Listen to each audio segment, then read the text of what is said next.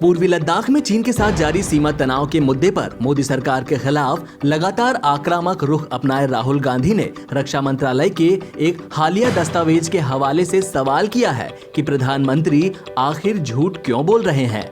हालांकि अब उस दस्तावेज को रक्षा मंत्रालय की वेबसाइट से हटा लिया गया है। दस्तावेज में पहली बार आधिकारिक तौर पर यह स्वीकार किया गया था कि चीनी सैनिकों ने मई में पूर्वी लद्दाख में भारतीय क्षेत्र में घुसपैठ की थी और मौजूदा गतिरोध अभी भी और लंबा खींचेगा। वेबसाइट के दस्तावेज हटाए जाने के बाद राहुल गांधी ने एक बार फिर ट्वीट करके प्रधानमंत्री नरेंद्र मोदी पर हमला बोला है। वहीं उनकी पार्टी ने सवाल किया है कि क्या प्रधानमंत्री को बचाने के लिए ऐसा किया गया है। रक्षा मंत्रालय के उस दस्तावेज से जुड़ी खबर को ट्वीट करते हुए कांग्रेस के पूर्व अध्यक्ष राहुल गांधी ने लिखा कि प्रधानमंत्री झूठ क्यों बोल रहे हैं। दरअसल पिछले महीने गलवान घाटी में भारत और चीन के सैनिकों के बीच हुई खूनी झड़प के बाद पीएम मोदी ने कहा था कि ना तो कोई भारतीय क्षेत्र में घुसा था और ना ही कोई अभी घुसा हुआ है।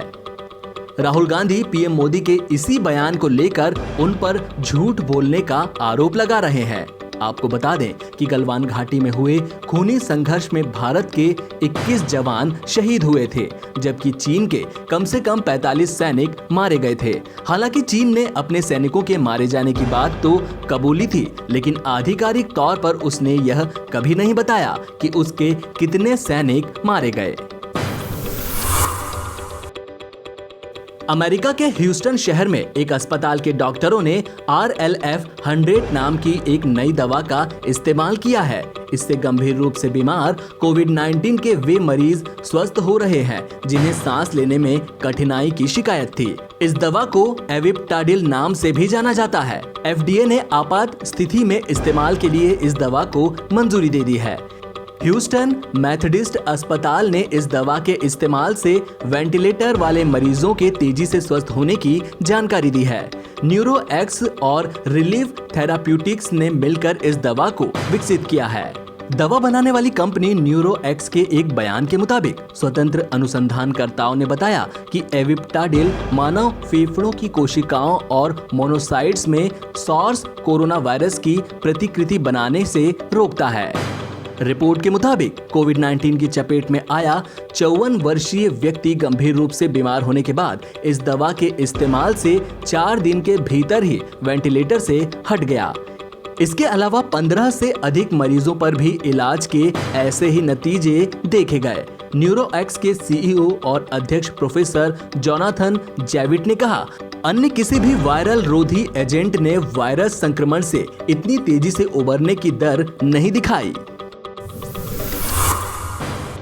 रिजर्व बैंक ऑफ इंडिया ने लोन के पुनर्गठन की सुविधा देकर दबाव झेल रहे लाखों छोटे कारोबारियों को राहत दी है।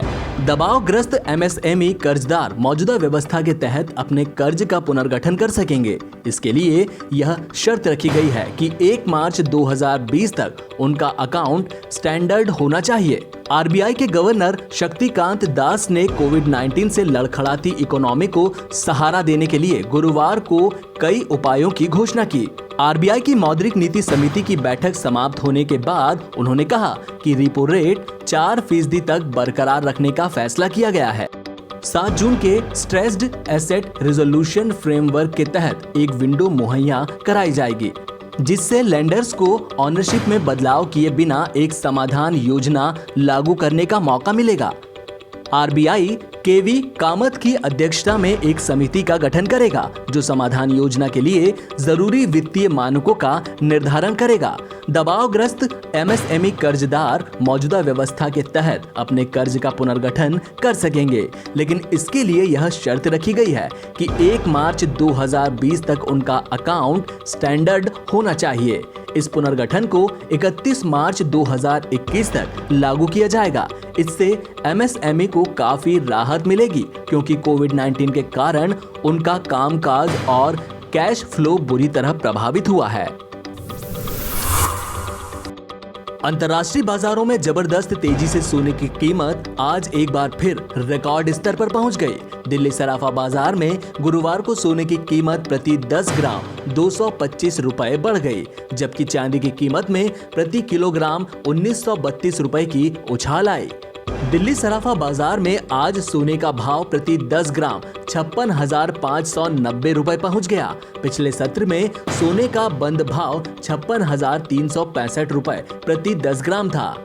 चांदी की कीमत में आज भी जबरदस्त तेजी कायम रही। गुरुवार को चांदी के भाव में 1932 रुपए का उछाल देखने को मिला। इसके साथ ही दिल्ली सराफा बाजार में चांदी की कीमत प्रति किलो 75,755 रुपए पर पहुंच गई। पिछले सत्र में 1 किलोग्राम चांदी का भाव 73,823 रुपए के स्तर पर बंद हुआ था।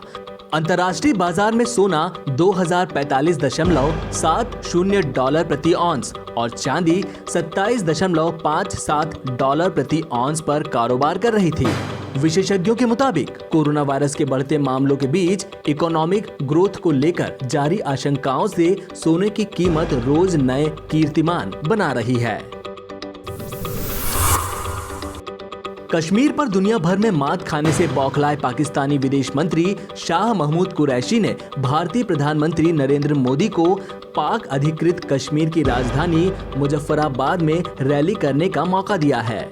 कुरैशी ने यह भी कहा कि भारत को इमरान खान को श्रीनगर जाने की अनुमति देनी चाहिए। इससे दुनिया को पता चल जाएगा कि किस नेता का कितना स्वागत कश्मीर में होता है।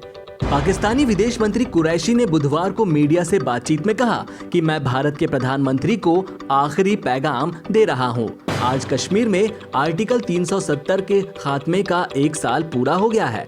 मैं पाकिस्तान के विदेश मंत्री के नाते आपको न्योता देता हूं कि अगर आपको अपनी नीतियों पर भरोसा है तो मुजफ्फराबाद में कश्मीरियों के सामने रैली करें और देख लें कि किस तरह से आपका स्वागत होता है। अगर आप में हौसला है तो आप इमरान खान को श्रीनगर जाने दें और देख लें कि इमरान खान का कश्मीर में किस तरह से स्वागत होता है। जनमत संग्रह जब होगा तब होगा, लेकिन आवाम का जनमत संग्रह आज हो जाएगा। अगर हिम्मत है तो हमारी चुनौती को स्वीकार करो।